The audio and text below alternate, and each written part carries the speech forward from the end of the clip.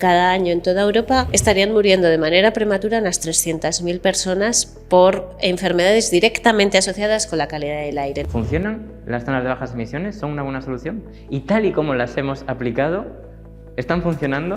El Ayuntamiento de Madrid hizo una gran campaña de Madrid por fin respira, y dices, bueno, que os habéis quedado ahí. Pero claro, ese 39,5 es casi el doble de lo que dice la nueva directiva y 4 veces más de lo que dice la Organización Mundial de la Salud. Se han ido publicando diferentes estudios científicos que relacionan directamente vivir en calles con una alta exposición al ruido con ingresos hospitalarios por ansiedad, incluso por intentos de suicidio. Caminamos en la mayor parte de las ciudades, más del 50% de los trayectos se hacen caminando. Lo que pasa es que los coches se ven mucho y ocupan mucho espacio, no solo en las calles, sino en las políticas y en los planteamientos. Parece que todo el mundo usa el coche, es mentira. La movilidad en nuestras ciudades tiene un impacto directo tanto en nuestra salud como en la del planeta. Gran parte de la población vive rodeada de contaminación respirando un aire que afecta directamente a su salud.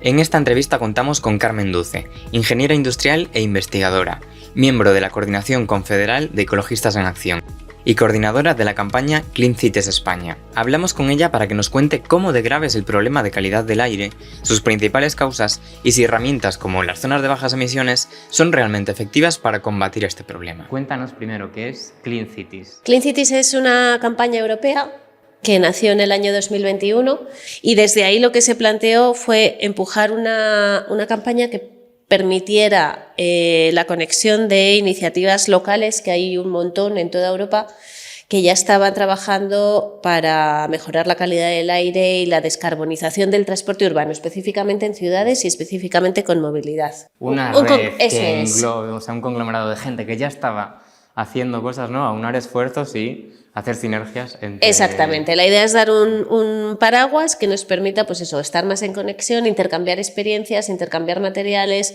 intercambiar ideas y poder tener, bueno, pues de alguna manera una voz, un peso más fuerte de manera coordinada, pero al final haciendo incidencia a nivel local. ¿Cómo de grande es el problema de calidad del aire que tenemos en las ciudades? La Agencia Europea del Medio Ambiente, los últimos datos que están manejando calculan que cada año en toda Europa estarían muriendo de manera prematura unas 300.000 personas por enfermedades directamente asociadas con la calidad del aire. En el Estado español los datos rondan los 25.000, 28.000 personas cada año que no deberían morir y que se mueren, muertes prematuras directamente relacionadas con la calidad directamente relacionada con la calidad del aire. Por poner en relación, 2020, el año del COVID, que tenemos ahí el número...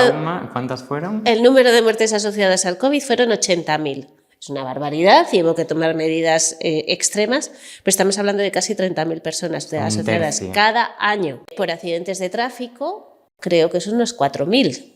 Y evidentemente hay campañas de concienciación y hay normas y hay multas por superar los límites de velocidad, o sea, se intenta controlar. Sin embargo, la contaminación del aire, bueno, pues hay algunas medidas, pero todavía parece que es un problema que como no se ve y como es normalmente a largo plazo y luego ocurre, esto son las muertes, pero las enfermedades asociadas. Y nos preocupa mucho, por ejemplo, el asma infantil o las alergias, que también están muy relacionadas con la contaminación del aire. Son enfermedades que se desarrollan en la primera etapa de la vida y que van a acompañar a esas personas durante toda su vida. Son enfermedades crónicas, bueno, pues que supone una merma también. Esa cifra es únicamente de muertes directas relacionadas, que quedan muchas otras cosas. ¿Y cuál es el principal causante de esta mala calidad del aire que tenemos en las ciudades? Porque muchas veces se intenta señalar, ¿no? Aparte de a los coches, se habla también de que si las calefacciones, que si o aeropuertos, puertos. ¿Qué peso tiene cada una de estas? Pues es verdad que las fuentes son diversas y a veces se realimentan y una potencia a otra. Entonces tendríamos que hablar de lo que sale del tubo de escape de los coches. Esta es una de las principales ahora mismo. También porque, por ejemplo, otras fuentes de contaminación, que eran las chimeneas de las industrias, en las últimas décadas o bien se han salido fuera de las ciudades o bien se han ido a otros países. Todavía hay algunos focos, por ejemplo, alrededor de Puerto Llano, es una zona, o del polo industrial de Tarragona, las refinerías, alrededor de las refinerías, las estaciones, es muy grande, ese peso es brutal. pero si no, normalmente es una cosa que ha mejorado bastante. Sí que de las calefacciones hay una parte, pero bueno, se ha ido cambiando también las tecnologías y eso ha ido mejorando, y ahora mismo lo que más queda y lo que más afecta son los vehículos privados, los coches, y luego sí que en ciudades que tienen aeropuertos con mucho tráfico o puertos también con mucho tráfico, se nota mucho en las mediciones. Sobre todo, por ejemplo, en verano tenemos un problema específico y con el cambio climático cada vez más agudizado, cada verano va a ocurrir esto más, ya lo estamos viendo, hay picos de ozono. El ozono es un contaminante secundario, quiere decir que no sale de ningún lado directamente, no hay ninguna fuente, pero con la radiación solar, los días de mucha radiación solar, la combinación de dióxido de nitrógeno con otros compuestos, más la radiación solar, hace que se produzca el ozono. El ozono es un contaminante que irrita las vías respiratorias a cortísimo plazo. En Francia, por ejemplo, que tienen el mismo problema, o sea, todo el arco mediterráneo estamos con este problema, pero en Francia es un poquito menor. Cuanto menor es la radiación solar, más pequeña.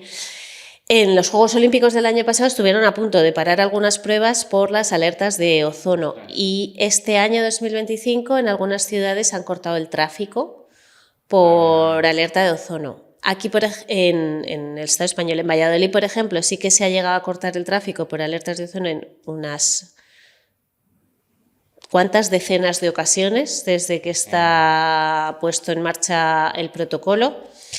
Y bueno, es fundamental porque eso puede generar, ya te digo, hospitalizaciones rápidas. Y que el ozono es algo secundario, o sea, que viene de otros problemas. Lo has sacado porque muchas veces cuando hablamos de contaminación, de calidad del aire, se habla solo de CO2, ¿no? Y yo cuando lo estudiaba en el cole era el problema del CO2.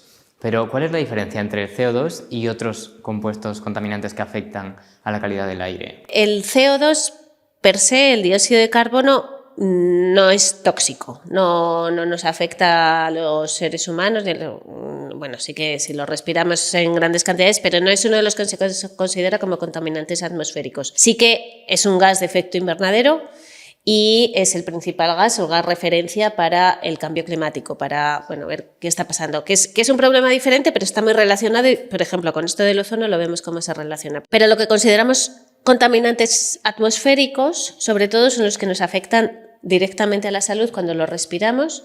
Hay el fundamental como gases sería el los óxidos de nitrógeno, no solamente el dióxido de nitrógeno, sino también otros óxidos de nitrógeno, que estos fundamentalmente vienen también de la quema de combustibles fósiles. Hablamos de compuestos organovolátiles también, que son más resultantes, por ejemplo, del uso de pinturas, de barnices, sobre todo en la industria química, en la industria automovilística también, son de los que también reaccionan con el dióxido de nitrógeno para hacer ozono, para generar el ozono, y su propia inhalación también produce cáncer. Estos tienen un prejuicio directo en nuestra salud, ¿no? Así como el CO2 tiene un efecto a largo plazo, un calentamiento global, y es global, da igual que se haga en España que en China, y estas partículas son las que nos afectan directamente a nuestra salud, eso es. Y estas son las que están reguladas, las que estábamos diciendo, y además las partículas de diferentes, que es el polvo, el polvillo, hasta lo que vemos en la ventana, lo que vemos en la ventana, está todo negro. Cuando hay calima, cuando vienen las intrusiones de polvo subsahariano, pues ahí vemos cuando se pone todo de naranja. Curiosamente, las que vemos que pueden ser más escandalosas son las menos preocupantes, porque las más preocupantes son las que son muchísimo más pequeñas. Las más pequeñas atraviesan directamente las vías respiratorias, llegan a la sangre, llegan incluso al cerebro. Están regulados en la Ley de Calidad del Aire, que deriva de la primera directiva que hubo de calidad del aire hace ya más de 2 décadas.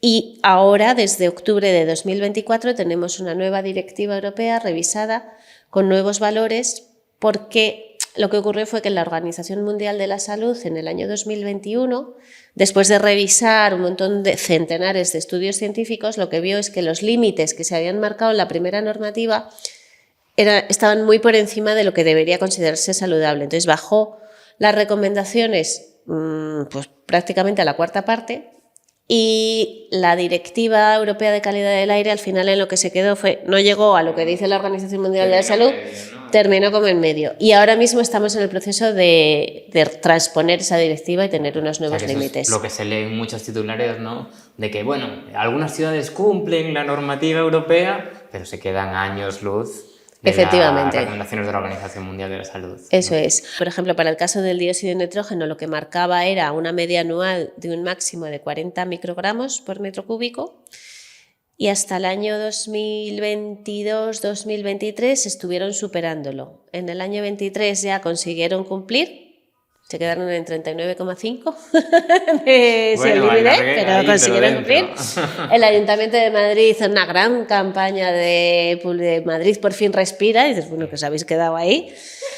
Pero claro, ese 39,5 es casi el doble de lo que dice la nueva directiva y 4 veces más de lo que dice la Organización Mundial de la Salud, que dice que no deberían superarse los 10 microgramos. Y eso, estas sí que tienen como un impacto local, ¿no? O sea, la contaminación de Madrid afecta a los madrileños y no a los de Valladolid, ¿no? Sí que tiene Efectivamente. Más. Si estás un padre en la puerta del colegio esperando al niño con el motor encendido, eso lo va a aspirar el niño en cuanto salga por la puerta, ¿no? O sea, ahí sí que veremos algunas de las soluciones, pero es que nos está afectando a medio metro, ¿no? Muy directamente, y precisamente lo que estabas diciendo, desde la campaña Clean Cities estamos haciendo como un eje muy fuerte y muy prioritario con el tema de la infancia, primero porque les va a pasar factura durante toda su vida, y luego porque por unas cuantas razones son población muchísimo más vulnerable y además no tienen ninguna responsabilidad en lo que están respirando, no tienen ninguna capacidad de elección, viven donde viven y se mueven como les decimos que se tienen que mover. Respiran más veces que los adultos porque tienen pulmones más pequeños. Exactamente, tienen pulmones más pequeños, entonces la relación entre su capacidad pulmonar y lo que necesitan mover el aire es mucho mayor, entonces tienen que respirar más veces, pero aparte es que son más bajitos, claro, entonces el tubo de escape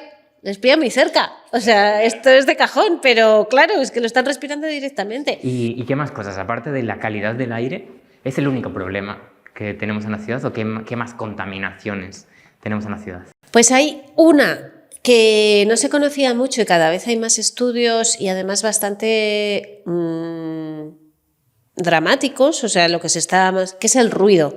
Y hay ya desde hace 2 o 3 años se han ido publicando diferentes estudios científicos que relacionan directamente vivir en calles con una alta exposición al ruido con ingresos hospitalarios por ansiedad, incluso por intentos de suicidio. ¡Ostras! O sea, nos afecta la salud mental. Y de lo último que se ha publicado también estaban analizando cómo afecta también a cuestiones cardiovasculares. Me imagino, bueno, ahí ya no sé, pero relacionado también con todo el desequilibrio que te produce estar sometido. Esto es, estar sometido al estrés.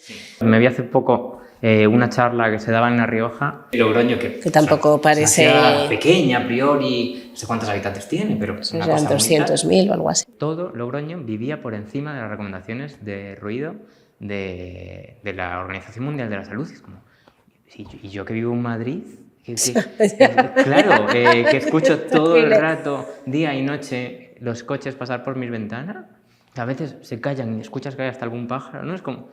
¡Wow! Bueno, el ruido está ahí más... El ruido en las ciudades nos preocupa también mucho el tema de la seguridad vial y los atropellos. Y la ocupación del espacio público es una barbaridad. Tú te bajas a la calle con una mesa y 2 sillas y tienes a la policía municipal en 3 minutos ahí diciéndote que te levantes. Ahora, dejas un coche meses... Bueno, igual si lo dejas meses te pone un cartelito. Bueno, ya tiene pero ya los tienes que...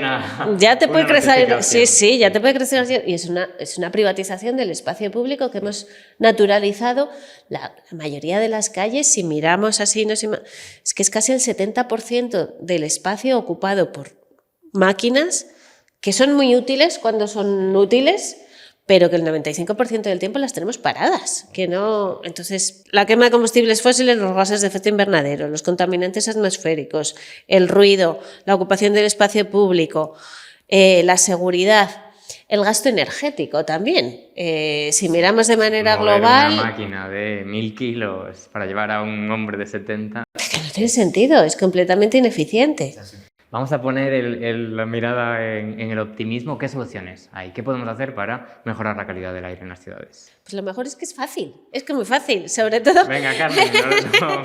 La estructura de las ciudades permite una movilidad activa muy fácil, en general, en la mayoría de las ciudades. De hecho, se camina mucho. Caminamos en la mayor parte de las ciudades, más del 50% de los trayectos se hacen caminando. Lo que pasa que los coches se ven mucho y ocupan mucho espacio no solo en las calles, sino en las políticas y en los planteamientos. Parece que todo el mundo usa el coche, es mentira. Si menos de la mitad de la población ni tiene carné, ni tiene acceso a coche, o sea, no es la mayoría de la población la que posee un coche, ni la que lo usa a diario, incluso quien lo posee muchas veces, que lo usa el fin de semana para ir al pueblo porque no tiene otra manera de llegar. Entonces, no es tanta gente la que lo está utilizando, y hay medidas muy fáciles y muy sencillas y bastante baratas para facilitar que nos movamos, que nos tengamos que mover menos kilómetros. Por ejemplo, políticas educativas también. En muchas comunidades autónomas, hace ya unos cuantos años, se planteó lo del distrito único escolar. Esto...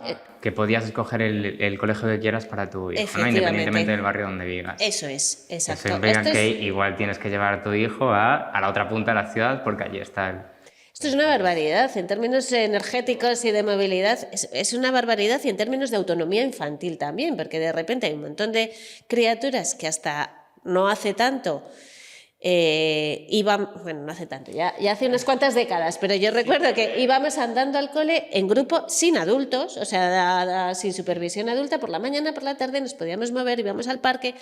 Ahora mismo niños y niñas han desaparecido de la ciudad. Esto es una cosa, yo creo que digna de estudio y o sea, ¿qué pasó a partir de los 90? ¿Qué cosa nos metió en la cabeza? ¿Qué... En la cabeza o en las calles, ¿no? O en las calles, o sea, de repente, ¿qué pasó? Que tengo que llevar a mi hijo al cole en coche porque tengo miedo de que le atropelle otro coche. Exacto, efectivamente. Y además es un coche cada vez más grande, porque parece que si tienes hijos tienes que tener un coche muy grande que además pone en peligro al resto de niños y de niñas. Tenemos el ejemplo local cercano de Pontevedra, que hace 20 y tantos años que tomaron la decisión de queremos que sea una ciudad en la que se pueda vivir las personas tranquilamente, y tomaron unas cuantas medidas muy baratas. Que es decir, aquí todo el mundo puede entrar, no tenemos cámaras, no tenemos ningún tipo de... Pero si metes el coche, solo puedes aparcar en determinados sitios que te vamos a decir cuáles son, y solo 15 minutos. Y al minuto 16 te vas. A velocidad de peatón. Y vas, exactamente. Y te ponemos aquí unas macetas para que tengas que hacer un zigzag y para que tengas que... para que no tengas fácil. Hay otro ejemplo que es París. Claro, han metido bicis por sitios increíbles, han quitado coches de sitios que parecía que iba a ser aquello el caos, y no solo no ha sido el caos, sino que evidentemente se sigue viviendo. Han quitado asfalto y se ve por un montón de sitios, o sea, la transformación. Y es verdad que es una transformación de ciudad, y seguro que los presupuestos de algunas, pero no han sido obras grandiosas. O sea, quitar un cacho de asfalto de una calle de cole o poner una valla para que en el cole...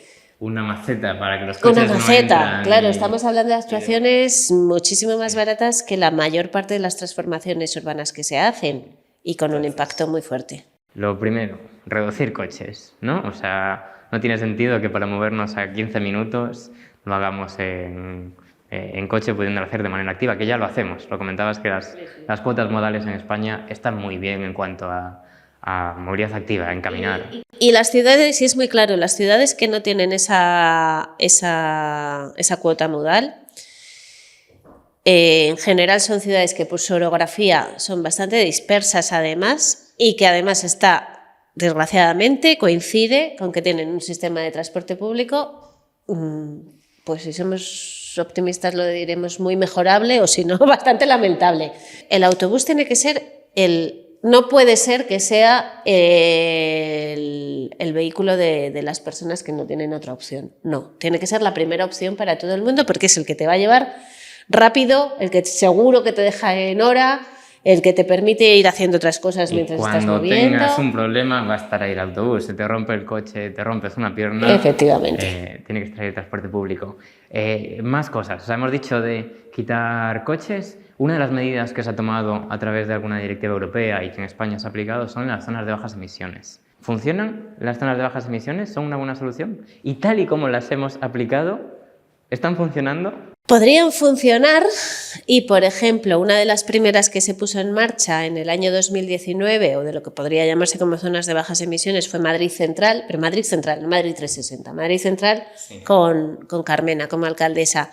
En un año los datos nos dijeron que se había reducido la contaminación por dióxido de nitrógeno en un 20% en la zona de Madrid Central. Y además, no solamente no se produjo el efecto frontera que decían, no, es que todos los coches van a ir alrededor. No, lo que ocurrió es que como la gente ya sabía que no podía meter el coche dentro, pues lo dejó de usar también hacia afuera. Entonces se produjo un efecto contagio. ¿Y tal y como se han aplicado? Porque ahora cada vez las vemos en más sitios. Hablar de Madrid 360, Barcelona tiene una, pero ahora ya es en municipios de más de 50.000 habitantes e incluso en algunos de más de 20.000. Bueno, como que ya los vemos en muchos sitios. Pero, ¿qué valoración haces de cómo se ha hecho en la mayoría de...? En general han sido un desastre, vamos a decir. O sea, no han cumplido objetivos o no creemos, todavía no se ha hecho la revisión porque todavía se está en ello, pero nos parece que no van a cumplir los objetivos de reducir emisiones porque tenemos la contaminación, tenemos el ruido, tenemos un montón de problemas que podríamos atajar de una manera relativamente sencilla y lo que se está haciendo es darle patadas al balón, para adelante, poner en marcha zonas de bajas emisiones. Pues en algunas ciudades no llegan ni al 1% de la extensión de la ciudad. Y metemos una variable más que llevamos unos cuantos años reclamando algunas organizaciones, porque es muy importante medir, pero tenemos un problema en muchas ciudades también, que es que hace unos cuantos años las estaciones oficiales de medición de calidad del aire en muchos sitios se trasladaron, se movieron y hay sitios donde la estación de tráfico que tiene que medir tráfico está en medio de un parque. Entonces, claro, resultados buenísimos. Claro, entonces... Lo comentábamos antes también con los niños, con las personas mayores. ¿Qué papel tienen las personas vulnerables en la movilidad, ¿no? Que a veces parece que son los últimos? ¿Cómo podemos trabajar con ellos o cómo podemos hacer que se les incluya? En la campaña Clean City sí que estamos pues tratando de poner en contacto a muchos coles, iniciativas de familias, y también trabajamos, por ejemplo, colaboramos con la plataforma de infancia, que es una serie de organizaciones que trabajan directamente para que sean los niños y las niñas los que tengan voz. Hicieron en Baracaldo, que no tiene zona de bajas emisiones, pero la concejala de Medio Ambiente como que se picó en una jornada así, dijimos, ¿qué pasa con Baracaldo? Y han estado haciendo en colaboración con el ayuntamiento, con 4 colegios, estuvieron haciendo estas mediciones en sus entornos y también haciendo paseos para ver cómo es la zona, por dónde se mueve la gente, entonces cuando les dieron los resultados, finalmente organizaron el año pasado, a final de curso, una jornada con los 300 chavales y chavalas que habían participado y la concejala, para contarle a la concejala lo que habían visto y luego turno de preguntas. Yo no he visto sesión plenaria, sesión de control más exhaustiva que esa, impresionante. O sea, ahí estaban todos y todas diciendo, bueno, pero esto que dices que vas a hacer, pero el año que viene vamos a venir y te lo vamos a preguntar, pero seguro que lo vas a hacer, pero esto... O sea que es ciencia ciudadana y participación directa, bueno. Democracia directa. Para terminar y ir así rápido, quiero que te traslades a la cena de Navidad. Tienes a tu cuñado enfrente. ¿Cómo responder a algunos argumentos, 3 argumentos que has escuchado? Yo los he escuchado, seguro que tú. El primero es que aquel que dice, y lo vemos cada vez que se peatonaliza una calle, si quitas el coche, nadie va a venir aquí, menos comercio, menos empleo. ¿Qué le contestas? Esto ocurre cada vez que se peatonaliza. Si te acuerdas, la primera que peatonalizaron en la ciudad también se decía que éramos pequeños y es la calle en la que hay tiendas, en la que hay comercios. Todas las calles comerciales de todas las ciudades son calles peatonales porque al comercio no entran los coches, al comercio entramos las personas y esto está más que demostrado, o sea, es ya como que mira. La siguiente, y sí que es un poco más compleja, y lo mencionamos ahora, una medida puede ser los peajes urbanos. Oiga, ustedes los ecologistas son unos elitistas y solo vais en contra del currito que no se puede comprar un coche eléctrico. Pues esta no es una cuestión nada fácil, y es verdad, y hay que atenderla con mucha seriedad porque algunas de las medidas que se han puesto en marcha pensando en mejorar la ciudad, al final han tenido consecuencias incluso de expulsión de las personas que viven en gentrificadoras, efectivamente. Hay que atender de manera muy seria al conjunto y hay que hacer políticas coherentes. O sea, no puede ser solamente el peaje urbano, si no está asociado a que se va a mejorar el transporte público, a que se va a garantizar que las personas que necesitan el coche para poder trabajar puedan entrar de alguna manera, que haya medidas que permitan que las personas vivan y trabajen cerca. Si eso no está combinado, pues sí, efectivamente, tenemos que reconocer que es una política elitista y no podremos defenderla. Ya el último, no sé si te acuerdas de aquel meme de cuando se puso Madrid Central, el ¿dónde está la contaminación? Que yo la vea, ¿no? Si llegamos a ese extremo, ¿qué se le puede decir a esa persona? Bueno, seguro que en la familia tenemos a alguien con asma, y es muy probable que los niños y las niñas tengan alergias. Se puede... Claro, cuando alguien no lo quiere ver, pues si no lo quiere ver, pero está cada vez más demostrado y más claro, y de hecho en los días que hay picos de contaminación, las personas que ya tienen problemas respiratorios directamente se les dice que no salgan de casa, y quien ha salido de casa lo nota. Igual no se ve, y como decíamos antes, a lo mejor cuando se ve no es tan peligroso, pero se nota. Y no sé hasta qué punto tenemos que intentar entrar al juego de ese discurso tan negacionista, sino explicar al conjunto de la población, no a ese estrato que en realidad lo que creo que quiere es llamar la atención y ya. O sea, que le da igual, las personas más pobres le dan igual los comercios y le da exactamente igual, lo único que quiere es que alguien le ponga un altavoz, sino realmente plantear pues cómo nos gustaría vivir, en qué ciudades nos gustaría vivir, y que no es una cosa imposible. Muchísimas gracias por la entrevista. He aprendido un montón y bueno, yo también. Y me lo he pasado muy bien. Nos vemos, no sé, en las calles con los proyectos de Clean Cities, de Ecologistas en Acción, y también en la Escuela de Movilidad Sostenible, que participas en varios cursos relacionados de movilidad y salud, que es un área muy importante, y como estáis demostrando en Clean Cities, que puede servir de palanca para sumar, para concienciar a mucha gente y dar el problema. Pues nada más. Muchísimas gracias, un placer. Si quieres profundizar en la relación entre movilidad y salud y aprender estrategias para reducir su impacto, te invitamos a nuestro curso Movilidad y Salud, cómo reducir el impacto de la movilidad en la calidad del aire. En nuestro canal encontrarás más entrevistas sobre movilidad sostenible, y nos encantaría leerte en comentarios qué te ha parecido.